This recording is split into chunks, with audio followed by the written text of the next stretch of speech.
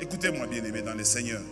Il y a des moments dans la vie, vous n'êtes pas obligé de vouloir écouter les dires des hommes ou les regards des hommes quand vous êtes devant une difficulté qui nécessite que vous puissiez faire ce qu'il faut faire.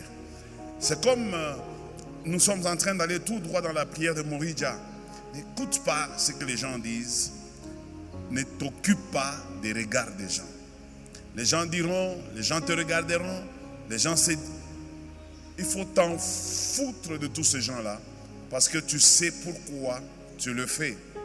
Lorsque, je vous ai déjà dit ça, quand moi j'avais, au milieu de ma souffrance, j'avais obtenu un petit $100 et avec ce $100, j'avais pris $20 pour construire la petite kiosque et $80 m'avaient servi de capital pour la marchandise et je vivais de ça. Je payais des loyers dans ça. Heureusement, mon père était vivant à l'époque, paix à son âme, il payait les études de ma fille parce qu'à l'époque, je n'avais qu'une seule fille. Alors, les restes, ça nous servait juste moi et ma femme pour que nous puissions survivre. Et dans ces conditions-là, j'ai quitté ce petit kiosque lorsqu'il était l'heure d'aller à l'église, lorsqu'il était l'heure d'aller à la cellule, lorsqu'il était question d'aller en prière. Ma pauvre mère, paix à son âme également, elle cessait de me conseiller chaque jour que je commettais une erreur, que les heures où j'étais parti à l'église, c'était des heures où il y avait une certaine affluence des clients et que c'est surtout vers le soir que les gens, dès qu'ils sortent de leur débrouillardise, ils reviennent avec quelque chose. C'est souvent généralement le soir que les gens viennent payer dans les kiosques.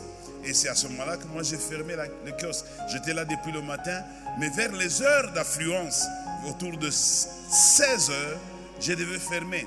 Ma mère avait raison.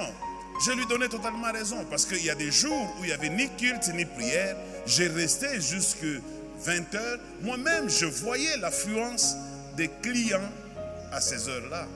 Mais je devais faire un choix.